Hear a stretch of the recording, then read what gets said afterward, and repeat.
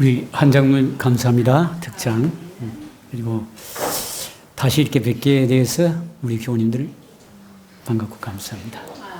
저를 부족한 저를 또 하나님의 말씀을 선포하는데 통로로 사용해 주신 하나님께 먼저 감사를 드리고요. 네. 다 같이 우리 먼저 고린도전서 3장 10절부터 있는 말씀을 좀 먼저 하나 보겠습니다. 내게 주신 하나님의 은혜를 따라 내가 지혜로운 건축자와 같이 터를 닦아두매 다른 이가 그 위에 세우나 그러나 각각 어떻게 그 위에 세우기를 조심할지니라. 이 닦아둔 것 외에 능히 다른 터를 닦아줄 자가 없으니 이 터는 곧 예수 그리스도라. 아멘. 영원하신 반석이신 예수님 위에 우리가 신앙의 믿음의 집을 질 수 있도록 허락하신 하나님께 우리 감사를 드립시다. 아멘. 제가 말씀을 먼저 드리기 전에 하나님께 제게 주신 귀한 그 경험 두 가지를 먼저 좀 구원과 도우심에 대해서 좀 말씀 먼저 좀 드리겠습니다. 어제 아침에요. 어떤 제가 아는 분이 닭을 한 마리를 좀 구해서 이제 제가 닭 밥을 주고 이제 닭을 한 마리 붙들어 왔어요. 그리고 끈을 길게 해가지고 닭을 우선 좀 묶어놨습니다.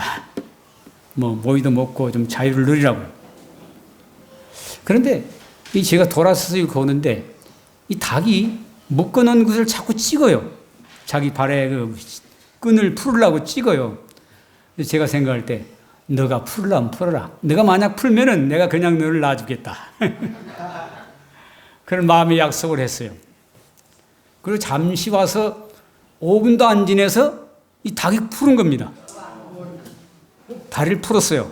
그래가지고 유유히 집으로 걸어가는 거예요. 야, 그래서 제가 그 보고는 야, 살려고 하면은 사는구나.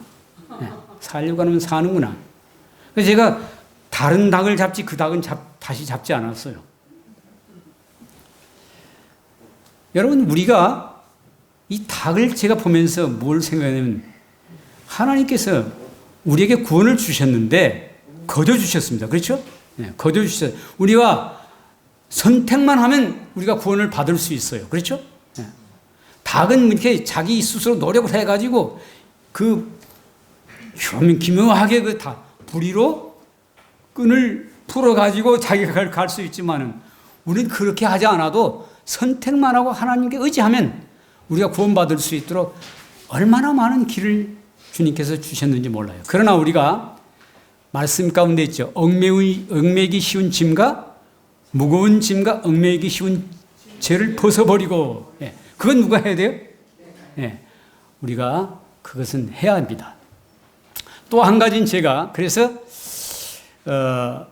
하나님께서 우리에게 우리가 원해서 구원을 정말 구원받기를 원한다면 구원받지 못할 사람이 아무도 없다고 하는 것을 제가 다시 한번 느끼고, 그 다음에 이제 제가 집을 지면서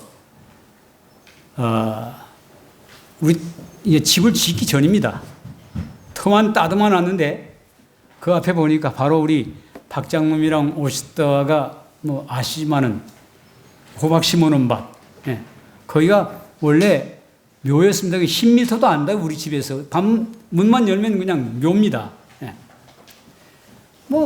그렇든 저렇든 그 묘만 바라보고 살 것이 아니니까 별로 상관하지 않았는데, 이제 작년에 본격적으로 집을 지려고 와서 보니까 그 묘가 없어졌어요. 묘를 파가버렸어요. 파가버리고 거기에는 돌만 이렇게 갖다 쌓아놓은 겁니다. 아주 굵은 돌들을 갖다 쌓아놨어요. 근데 별로 신기하게 제가 깊이 생각하지 않았는데 최근에 들어서 제가 이제 우리 경계에 이렇게 축대를 계속 쌓으면서 돌이 필요한 거예요. 근데 그 돌이 거기에 다 쓰이는 겁니다. 야, 그래서 하나님께 제 감사합니다. 멀쩡히 있는 그 묘가 왜 없어지는 겁니까? 잘 있는 묘가 그냥 내가 그걸 그 주인한테 이 묘가 보기 싫으니까 좀 파가세요. 그런 말도 안 하고 난 그런 권리도 없어요. 그런데 이 모든 것을 하나님께서 다 아시고 참 그래서 이는 하나님의 은혜가 놀랍구나. 제게는 그 경험이 굉장히 귀중한 거예요. 이런 것 하나까지를 할지라도 하나님께서 도우시는구나. 도우시는구나. 그래서 지금 그 돌을 갖다가 뽑아놓은 돌, 묘를 파내가고 뽑아놓은 돌을 갖다가 제가 지금 잘 이용하고 있습니다. 그걸 필요할 줄 아시고 그것까지라도 하나님께서 우리를 위해서 도우시고 준비하신다고 하는 사실을 생각할 때 참 얼마나 좋으신 하나님인가 하는 것을 다시 한번 제가 감사하면서 느꼈습니다. 여러분, 여기 고린도전서 3장 10절로 13절에 있는 말씀 보시면은 건축에 대해서 나옵니다. 그런데 그 건축이라고 할 때 통념적으로 무엇을 가리키는 거죠? 네? 딱 알아보기 쉽게 집이잖아요. 그렇죠? 집에 대해서, 건물에 대해서 이야기하는 거잖아요. 그런데 여기 보니까 하나님의 은혜를 따라서 내가 지혜로운 건축자와 같이 터를 닦아두매 다른 이가 그 위에 세우나 그러나 각각 어떻게 그 위에 세우기를 조심할지니라. 여기서 건축가라고 하지 않고 뭐라고 했습니까? 건축자라 그랬어요. 건축가라 그러면 어떻게 됩니까? 어떤 사업을 위해서, 그러니까 계속해서 비즈니스 그를 의미하는 것이겠죠. 근데 여기 보니까 건축자라 그랬어요. 그러면 어떻게 건축가하고 건축자는 어떻게 다릅니까? 건축자는 자기 집을 직접 짓는 것을 많이 의미하고 있죠. 건축가는 뭐 이 집 저 집 여러 가지 여러 집을 지을 수 있는 그 사업가를 이야기할 수 있고요. 그런데 우리는 다 뭐라 그랬어요? 어떤 건축가가 되어 있다고요? 지혜로운 건축가. 그래서 그 집을 짓는 데 있어서 조심할지니라고 그렇게 말씀을 하고 있습니다. 근데 그 터는 누구라고 그랬습니까? 예수 그리스도라고 말씀하셨습니다. 자, 수많은 사람들이 오늘날도 가보면 집을 많이 짓고 있습니다. 우리나라 지금 마지막 때는 뭐 집을 많이 짓고 뭐 그런 얘기가 있죠. 그런 성경 말씀이 있죠. 그런데 많은 사람들이 자기 개인의 집을 소유하기를 원해요. 그 왜 그럴까?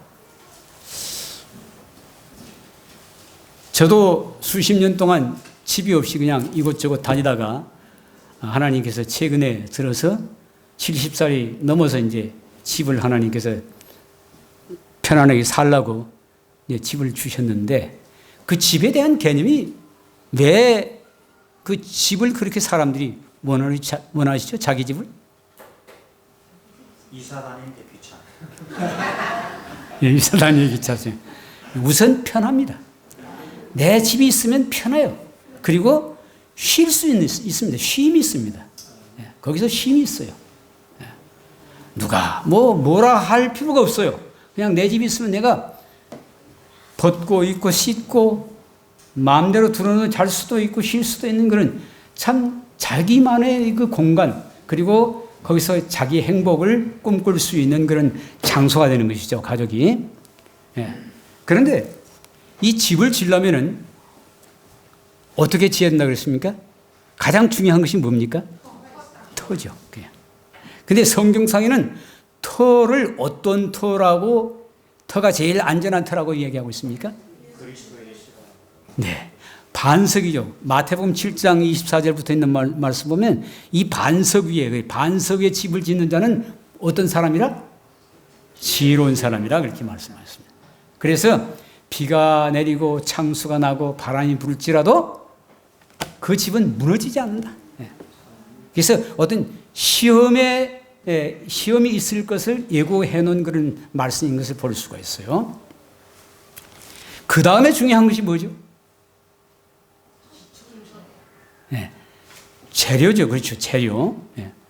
재료가 어떤 재료를 사용하느냐. 그래서 성경 고린도전서 3장에 있는 말씀 보면은 어떤 사람은 지푸라기로 짓든지, 그러면 어떤 사람은 나무로 짓든지, 그리고 어떤 사람은 쇠로 짓든지, 나중에는 결과적으로 공력이 나타나는데 어떻게 나타난다? 뭘로 시험한다 그랬습니까? 불로 시험할 것이다. 네, 불로 시험할 것이다. 그렇게 말씀하셨어요. 그래서 이 집이 아주 견고하게 참 잘 지어져야 될 것에 대해서 말씀을 하고 있습니다. 자, 지금 여기서 일반적인 집에 대해서 우리가 좀 생각해 봤습니다. 그런데 지금 우리는 이 마지막 시대, 그리고 예수님을 믿으면서 지금 사실은 가장 중요한 집을 짓고 있는데 어떤 집을 짓습니까? 품성의 집을 짓고 있습니다. 예수님께서 감람산에서 당신의 제자들을 두시고 떠나시면서 말씀하셨죠. 너희는 마음에 근심하지 말라. 하나님을 믿으니 또 나를 믿으라. 내 아버지 집에는 거할 곳이 많도다. 그렇지 않으면 너에게 일렀으리라. 내가 너희를 위하여 처소를 예비하러 가노니, 가서 처소를 예비하면 내가 다시 와서 너희를 내게로 영접하여 나 있는 곳에 너희도 있게 하리라. 주님께서 그렇게 약속하셨습니다. 분명히 하나님께서는 우리에게 우리가 가서 살 처소를 예비하러 지금 가셨습니다. 그리고 이제 멀지 않아 다시 오실 텐데, 예수님께서는 가서 우리가 살 그 처소를 예비하시러 가셨는데 우리는 지금 뭘 해야 된다고 하는 것입니까? 가서 그 집에 가서 살 품성을 건설하기 위해서 우리는 여기에서 해야 할 일을 주님께서 명령하셨다고 하는 사실을 우리가 알 수가 있습니다.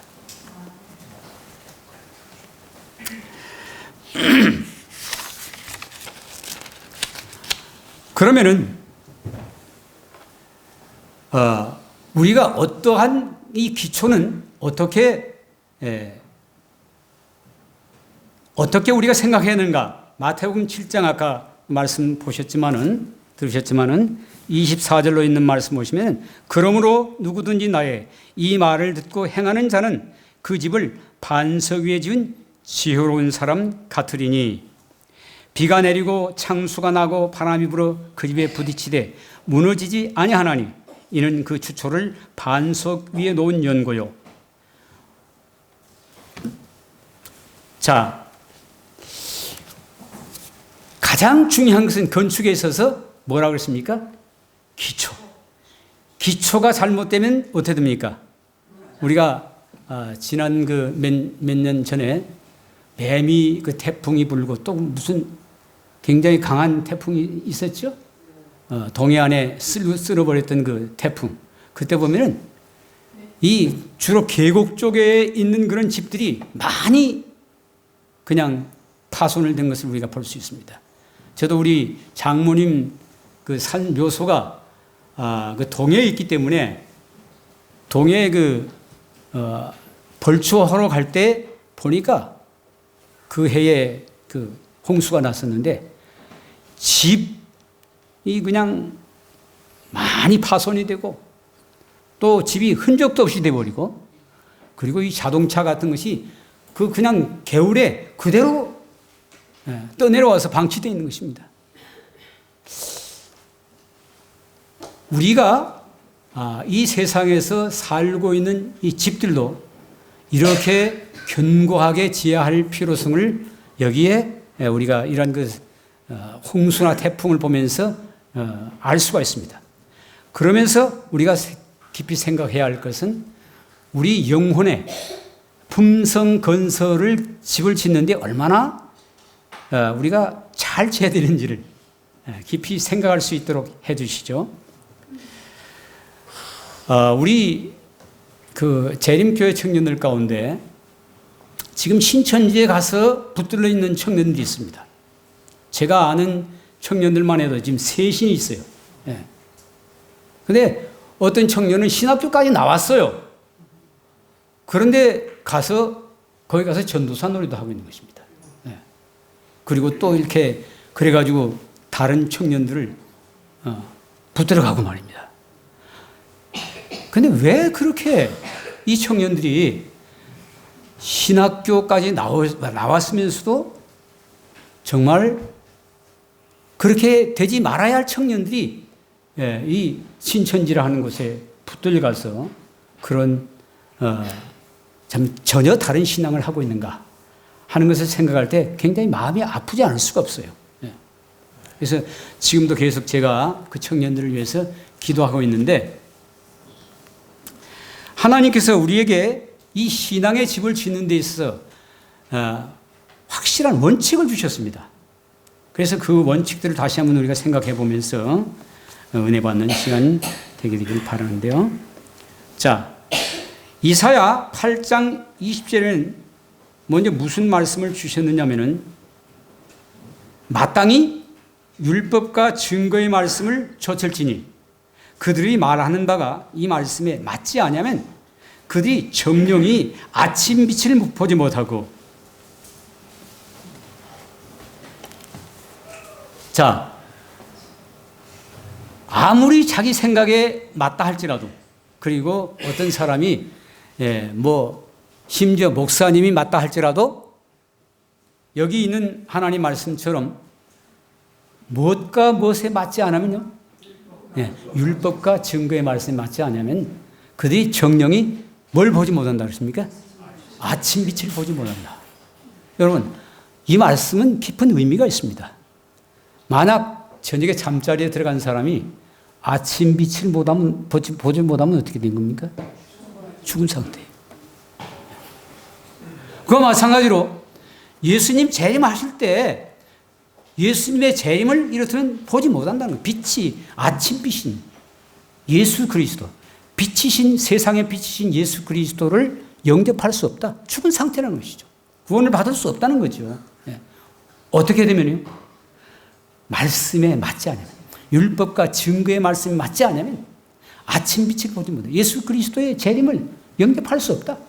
그 말씀입니다. 그 다음에 있는 말씀 보시면은 신명기 4장 2절에 보시면은 이렇게 되어 있습니다.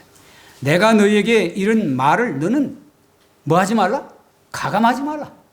가감하지 말라. 더하거나 빼지 말라. 더하거나 빼지 말라. 내가 너희에게 명하는 너희 하나님 여호와의 명령을 지키라. 하나님 말씀은 결코 뭐 할 수가 없다는 것입니까? 바꿀 수가 없다는 거예요. 바꿀 수가 없다는 것이죠. 여러분, 이 병이 두 개가 있습니다. 병이 두 개가 있는데 병이 다 사이즈가 달라요. 그리고 이렇게 주둥이, 이 아구리도 다 다릅니다. 근데 이 뚜껑과 이 뚜껑이 다른데, 서로 다른데 다르지 않은 뚜껑을 서로 갖다가 맞추면 이것이 맞습니까? 안 맞습니까? 안 맞습니다. 이거 원칙입니다. 마찬가지로 이 하나님의 말씀을 인간이 자기 힘으로 바꿀 수가 없어요. 그렇죠? 예를 들어서 하나 우리가 또 생각할 것은, 저는 잡채를 좀 좋아합니다. 잡채 좋아하십니까? 여러분? 우리 김영자 집사님도 잡채를 좀 좋아하시는 것 같은데 그렇습니까? 특별히 제가 그 미국에 가서 조금 있을 때 우리가 그 이든밸리에서 일하고 있는 그 워커들을 좀 초청해가지고 우리 좋아하는 음식인 잡채를 좀 대접을 했어요. 점심 식사를 대접하면서. 그랬더니 이 코스타리카, 저 남미에 있는 그 청년들이 와서 먹어보는 잡채 하면서 되게 좋아하는 거예요. 맛있게 먹으면서. 근데 그 잡채의 주 원료는 뭡니까? 당면이죠. 그렇죠? 당면이죠.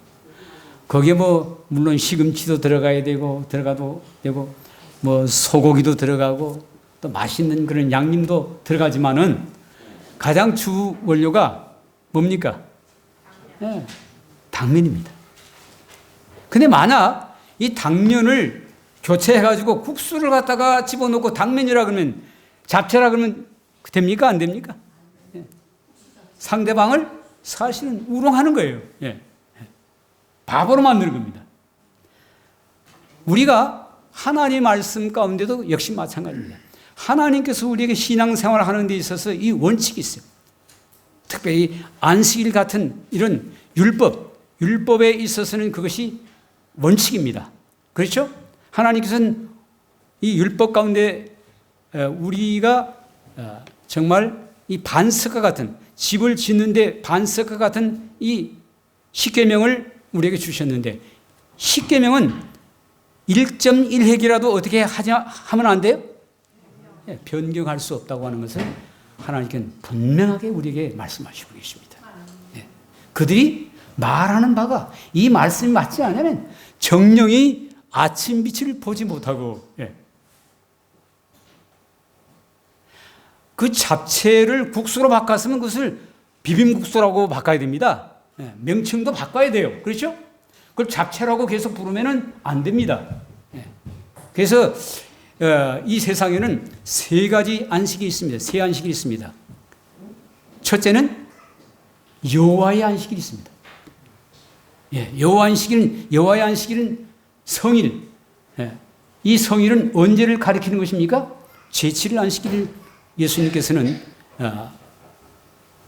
제7일 안식일을 성일이라고 말씀하셨습니다. 그 다음에 또 한 가지 있습니다. 유대인의 안식일이 있습니다. 유대인의 안식일도 오늘날 우리가 지키는 이 안식일하고 같습니까? 네, 똑같아요. 그럼 뭐가 다릅니까? 예수님이 없는 안식일이에요. 또 한 가지가 있습니다. 어떤 안식인지 아십니까? 교황의 안식일이 있어요. 이 제7일 안식일이 아닌, 성일이 아닌, 제7일 안식일이 아닌 이 일요일, 오늘날 일요일이죠. 이 일요일은 사실상 누가 세웠어요? 역사적으로 쭉 가볼 것 같으면 교황이 세우는 것입니다. 그런데 이 세상에 너무나도 많은 사람들이 지금 어디에 지금 거기에 따라가고 있어요? 교황이 세우는 이 안식일을 따라가고 있습니다. 그러면 이 세상에서 지금 현재 교회를 다니고 있는 많은 다른 교회들이 그걸 주일이라고 부르지 말고 뭐라고 불러야 돼요? 교황의 안식이라고 불러야 됩니다. 원칙적으로는. 분명히 하나님께서는 이런 것들이 하나님께서 우리가 놓기를 원치 않는 그러한 그 신앙의 잘못된 반석, 잘못된 기초, 이것은 다른 말로 하면 성경상에서 모래 위에 집을 짓는 거나 똑같아. 그렇게 되면 어떻게 된다고 그랬습니까? 비가 내리고 창수가 나고 바람이 불면 무너짐이 심하리라고 그랬습니다. 심할 것이다.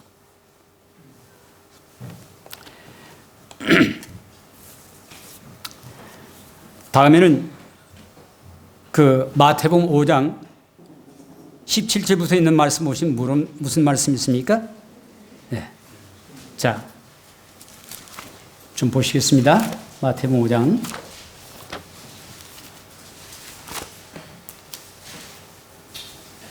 17절부터 있는 말씀을 좀 보시겠습니다. 너무나도 잘 아시는 말씀이죠. 내가 율법이나 선지자나 폐하러 온 줄로 생각지 말라. 폐하러 온 것이 아니요 온전케 하려 함이로라. 내가 진실로 너에게 이르노니 천지가 없어지기 전에는 어떻다고 그랬습니까? 1점에 율법에 1.1억이라도 없어지지 않고 반드시 이루라. 그러니까 우리가 정말 신앙생활하면서 견고하게 확고하게 지켜야 할 것은 뭐냐면 하나님의 율법은 1.1획이라도 없어지지 않냐고 반드시 이룬다. 그것을 우리가 전제로 원칙으로 두고 신앙생활을 하는 것은 매우 중요하겠죠. 그 다음에 이제 제가 좀 예언의 신에 있는 말씀을 좀 보시겠습니다. 품성 건설의 필수 조건들에 대해서 좀 제가 찾아봤는데요.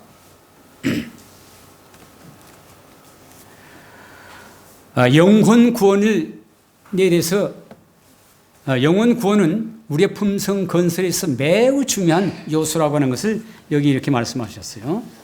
멸망하는 영혼에 대한 사랑이 아브라함의 기도에 힘을 불어 넣었다. 그는 저 부패한 도시의 죄는 미워하였으나 죄인들은 구원을 얻게 되기를 원하였다. 소돔을 위한 그의 깊은 관심은 회개하지 않은 자들을 위하여 우리가 느껴야 할 격정을 나타낸다. 우리는 죄를 미워하는 마음을 품어야 하나 죄인에 대해서는 동정과 사랑의 마음을 품어야 한다. 우리 주변에는 소돔에 임했던 것과 같은 무섭고도 절망적인 파멸로 달려가는 영혼들이 많이 있다. 날마다 누군가의 은혜의 시기는 끝나고 있다. 시간마다 누군가는 자비가 미치지 못하는 곳으로 넘어가고 있다. 그런데 죄인으로 이 무서운 운명에서 피하도록 하는 경고와 간청의 음성은 어디 있는가? 그를 죽음에서 건져내려고 뻗친 손은 어디에 있는가? 겸비와 끈기 있고 믿음을 가지고 죄인을 위하여 하나님께 간구하는 사람은 어디에 있는가? 아브라함의 정신은 그리스도의 정신이었다. 하나님의 아들 자신이 죄인을 위한 크신 중재자이시다. 죄인의 구원을 위하여 값을 치르신 그분은 인간의 영혼의 가치를 아신다. 치 없이 순결한 상태에서만 존재할 수 있는 그런 악에 대한 적개심과 함께 그리스도께서는 무한한 선만이 품을 수 있는 사랑을 죄인에게 나타내셨다. 온 세상의 죄의 무거운 짐을 몸소 지시고 십자가에 못 박히신 고통 중에서도 그분께서는 당신 자신을 능욕하는 자들과 살해하는 자들을 위하여 아버지여 저희를 위하여 구원하여 사하여 주옵소서. 자기 하는 것을 알지 못함이니이다 라고 기도하셨다. 부자 선지자 140페이지에 있는 말씀입니다. 영혼을 사랑하는 마음, 영혼에 대한 애착심을 갖고 영혼을 주님께로 인도하고자 하는 이 마음은 우리의 품성 건설에서 매우 중요한 요소라고 하는 것을 말씀을 해 주셨습니다. 우리가 영혼을 구원하는 것이 우리의 구원이 된다고 말씀은 하시지 않았지만, 그러나 영혼 구원 사업에 동참하지 않고는 어느 누구도 구원받을 수 없다고 말씀하셨습니다. 왜냐하면 이것은 살아있다고 하는, 영적으로 살아있다고 하는 증거가 되기 때문입니다. 우리 집 앞에 그 묘를 파간 터에 호박을 그 주인이 심었어요. 그런데 6구덩이가 심었는데 이 가을에 추수하는 것을 보니까 이런 호박이 70댕이 이상 달린 겁니다. 난 지금까지 농사를 짓는 사람 가운데 그렇게 호박 농사 잘 짓는 사람은 처음 봤어요. 근데 이 호박이 말입니다. 무슨 걸음을 했는지 모르지만 쭉쭉 뻗어나가는 것입니다. 아주 힘있게. 그러면서 이 호박이 달리는데 호박이 뻗어나가는 것처럼 열매가 열리는 거예요. 그러니까 우리가 살아있는 신앙으로 힘있게 전진하는 그 삶이 곧 뭐 하는 것입니까? 영혼을 구원하는 삶이 되고 내 자신의 품성에 이 수확을 이루는 것이라고 하는 것을 제가 거기서 볼 수가 있었어요. 네. 우리가 영혼 구원 사업에 참여하지 않고는 내 신앙이 자라날 수가 없습니다. 네. 열매가 열릴 수가 없어요. 네. 이제 며칠 있지 않으면 우리 전도회가 시작됩니다. 지금까지 여러분들이 수고해 주시고 또 기도해 오셨는데 우리 전도회가 끝나는 시간까지 그리고 그 후에라도 꾸준히 우리가 정말 그들을 위해서 기도하시면 좋겠어요. 네. 자, 그 다음 거기에 덧붙여서 감사와 사랑에 대한 회상이라고 했어요. 우리가 하나님 앞에 감사하는 이 정신, 이것이 또한 우리 생애를 돌보신 하나님에 대한 그 감사와 이 생각하는 것, 회상하는 것, 이것이 또한 우리 품성에 아주 좋은 그런 그 하나의 요소가 된다고 하는 것을 말씀해 주셨어요. 때때로 그리스도인은 지난 생애를 회고하고 시련 중에 붙드시고 모든 것이 어둡고 험악하게 보일 때 그의 앞에 길을 열어주시고 힘이 쇠할 때 그를 소생시킨 하나님의 귀중한 구원을 감사함으로 회상해야 한다. 그는 그 모두를 하늘 천사들이 돌봄 증거로 인식해야 한다. 이 헤아릴 수 없는 축복들을 고려하며 그는 종종 겸허하고 감사하는 마음으로 여호와께서 내게 주신 은혜를 무엇으로 보답할꼬? 라고 자문해 보아야 한다. 우리는 축복이 더 큰 만큼 우리의 의무를 거기에 부합되도록 증가해야 되지 않겠는가? 그러나 우리는 우리가 믿는 축복을 얼마나 과소평가하는가? 측량할 수 없는 사랑과 헤아릴 수 없는 값진 선물에 보답함에 있어서 수학적인 법칙으로 시간과 돈과 사랑을 측정하려는 노력은 얼마나 헛된가? 그리스도께 드리는 11조, 보잘것없는 금액이요. 그렇게 값진 것에 대한 얼마나 빈약하고 부끄러운 보상인가? 갈바리의 십자가에서 그리스도께서는 남김없는 헌신을 요구하신다. 우리 모든 소유와 우리 모든 존재는 하나님께 바쳐져야 한다. 부조와 선자 187, 188페이지. 그 다음 한 가지 더 말씀드립니다. 자아 굴복과 겸비와 회개라고 말씀하셨어요. 이 자아 굴복 그리고 겸비, 이 회개가 없는 이런 그 품성 건설은 하나님께서 받으실 수 없다고 하는 것입니다. 야곱은 천사와 힘을 겨루어 이겼다. 겸비와 회개와 자아 굴복을 통하여 이 죄 많고 실수 많은 죽을 몸이 하늘의 지존자를 이겼다. 그는 떨리는 손으로 하나님의 약속의 손에 매달렸다. 무한하신 사랑의 마음을 가지신 그분은 죄인의 요청으로부터 돌아서실 수가 없었다. 승리를 쟁취하는데 아무도 절망하지 말라. 자아가 굴복될 때 승리는 확실할 것이다. 원고 1903년 2월에 있는 말씀입니다. 이제 우리는 말씀을 마치면서 그러나 이 모든 것을 우리가 알고 있고 실행하고 있다 할지라도 사랑이 없는 지혜의 집은 사실상 후회로 끝날 수밖에 없습니다. 아무리 지혜로워도 사랑에 기초하지 않는 그러한 이 모든 행동은 사실상 후회를 가져갈 수밖에 없기 때문에 이 사랑, 우리 사랑이 근본적으로 기초가 된 그런 신앙의 집을 짐으로 말미암아 우리 주님께서 오실 때에 정말 이것은 내 것이다 라고 우리 모두를 가져가실 수 있는 그런 복된 우리 모든 교우님들이 되고 제가 되길 바라면서 말씀을 드리겠습니다.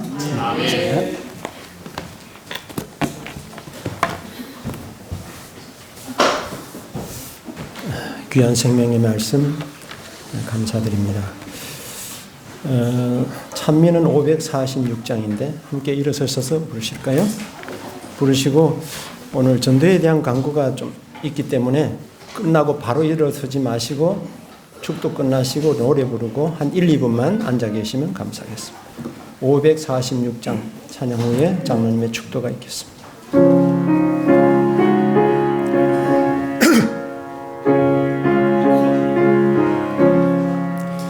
주의 말씀 듣고서 준행하는 자는 반석 위에 터 닦고 집을 지은 같아 비가 오고 물나며 바람도 있을 때 반석 위에 섰으니 넘어지지 않네. 잘 짓고 잘 지세 우리 집자이세 만세 반석 위에다 우리 집자이세 그의 말씀 듣고도 행치 않는 자는 모래 위에 터 닦고 집을 지은 같아 비가 오고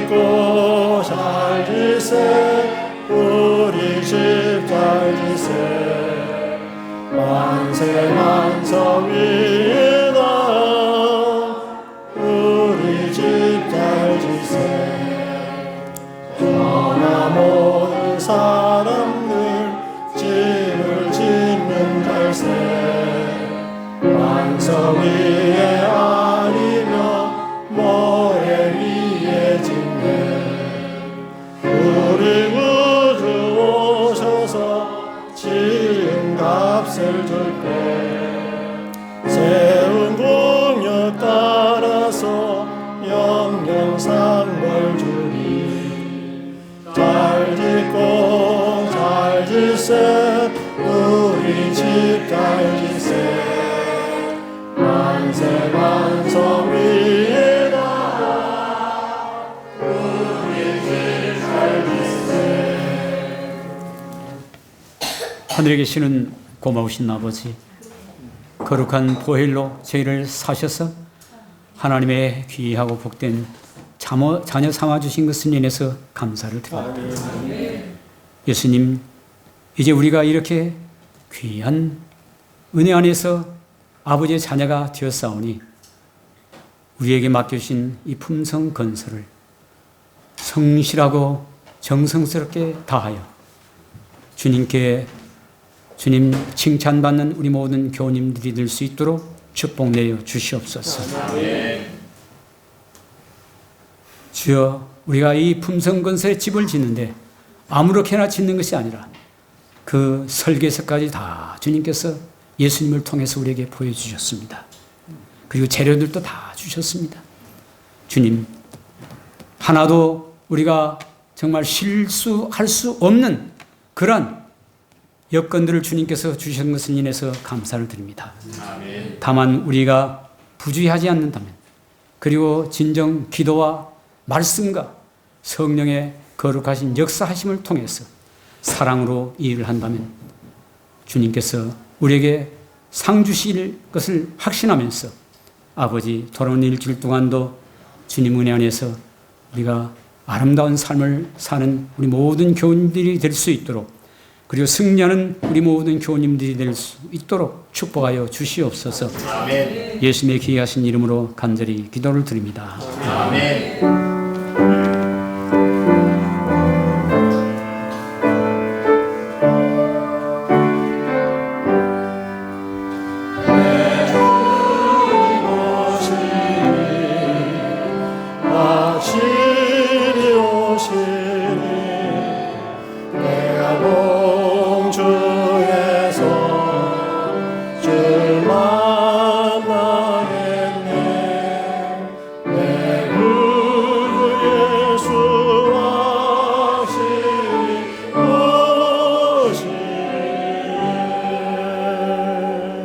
감사합니다. 잠시만 앉아주시면 감사하겠습니다.